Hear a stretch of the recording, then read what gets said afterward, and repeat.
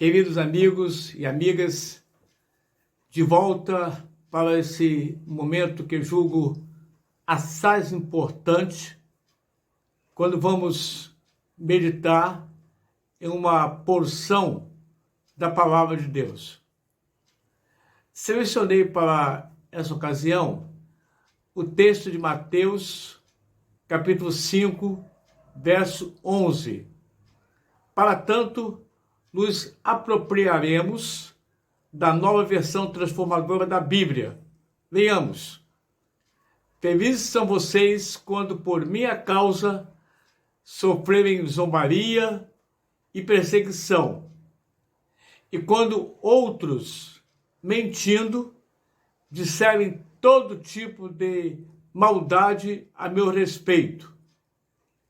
O tema da nossa reflexão é Jesus, o orientador. Jesus sempre foi muito realista com o trato dos seus discípulos, principalmente revelou-lhes muita clareza o que significava ser cristão. Quem quisesse segui-lo teria que negar a si mesmo e levar a sua cruz cada dia. Quem se recusa a tomar sua cruz e me seguir, não é digno de mim. Mateus 10, 38. Orientou-os que no mundo eles teriam atribulações. Eu lhes farei tudo isso para que tenham paz em mim.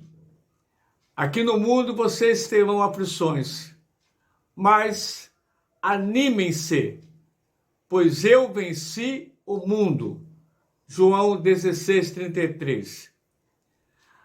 Apresentaremos nessa ocasião algumas orientações de Jesus que servem para os cristãos de todos os tempos. Os que são perseguidos por não seguirem os padrões do mundo, têm a prova clara de que pertencem a uma nova ordem espiritual. Devemos desconfiar de nós mesmos quando o mundo nos aplaude e nos cobre de elogios. A perseguição, nesse caso, não é uma infelicidade. Os que querem seguir fielmente a Jesus perecerão perseguições. Não importa que o mundo nos odeie e persiga, porque eles estão em boa companhia. Seguem as pegadas dos profetas, que também foram perseguidos, e de muitos outros heróis da fé que sofreram humilhações de toda sorte e, em casos sem conta, até a morte, por lealdade a Deus e à sua causa. Jesus lhes promete uma bênção sem par. As riquezas, as glórias e os triunfos do seu reino. O galardão eterno que nos está reservado constitui um incentivo para suportarmos com paciência as oposições do mundo por amor a Cristo. Pela fé, Moisés, já adulto, recusou ser chamado filho da filha de Faraó, preferindo ser maltratado junto com o povo de Deus a aproveitar os prazeres transitórios do pecado. Considerou melhor sofrer por causa de Cristo do que possuir os tesouros do Egito, pois tinha em vista sua grande recompensa. Hebreus 11, 24 a 26. Jesus orientava aos seus discípulos a tarefa que teriam no mundo como testemunhas do Evangelho. Em João 10,16, ele diz assim: tenho outras ovelhas que não são desse curral. Devo trazê-las também, porque elas ouvirão a minha voz e haverá um só rebanho e um só pastor. A missão deles emanava do Cristo, mas não seria de fácil execução. O ambiente que iam trabalhar era por demais hostil.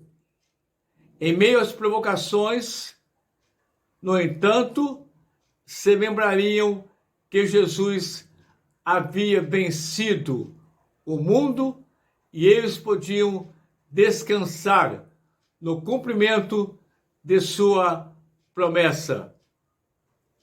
Na conquista da vitória final, Jesus orientou prudência aos seus discípulos.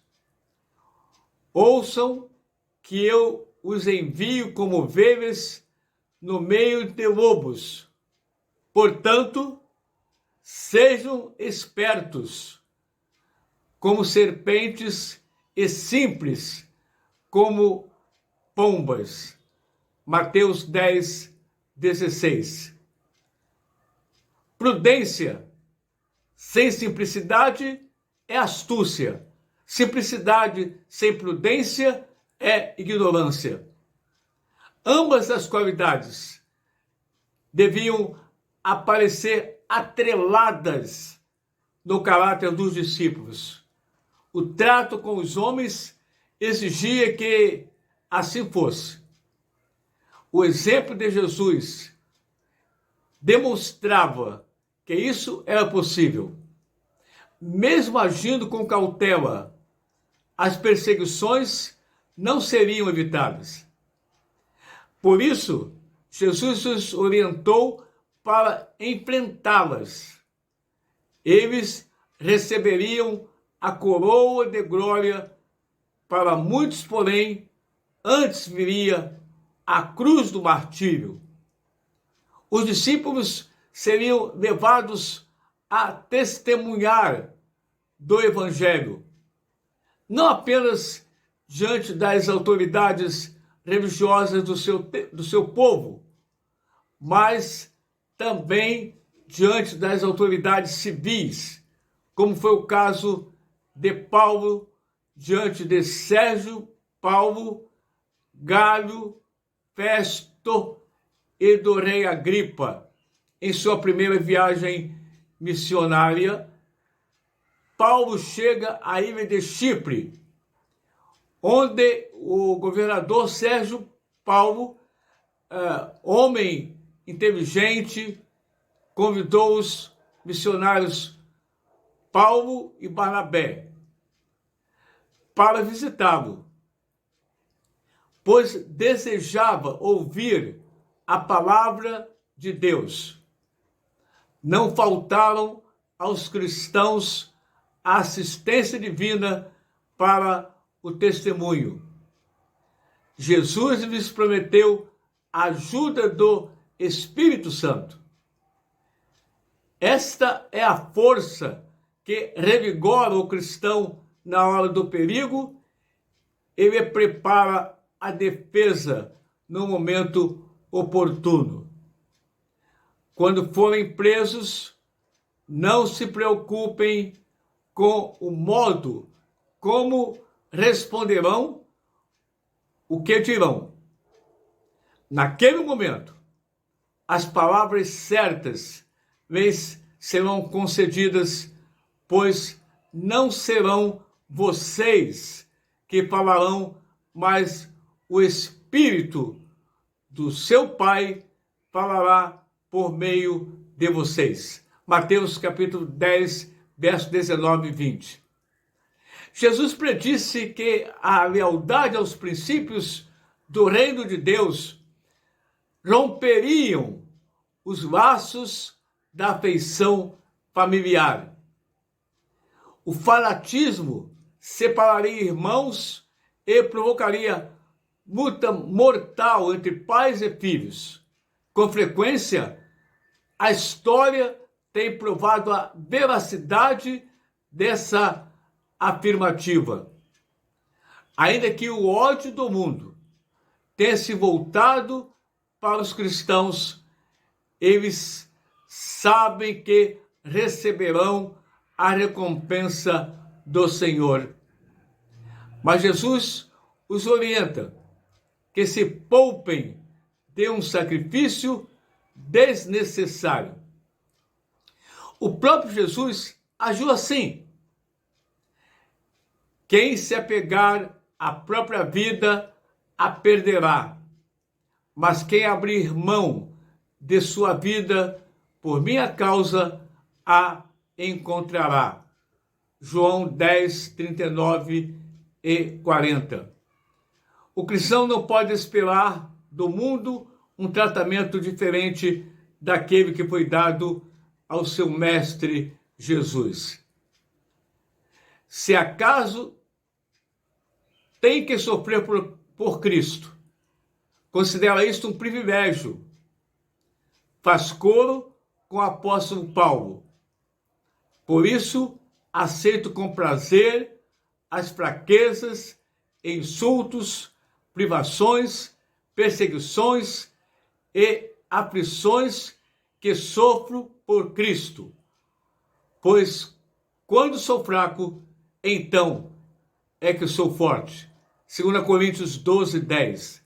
E concorda com o apóstolo Pedro, que escreveu: porque se Deus se agrada de vocês, quando conscientes da vontade dele, suportam com paciência o tratamento injusto.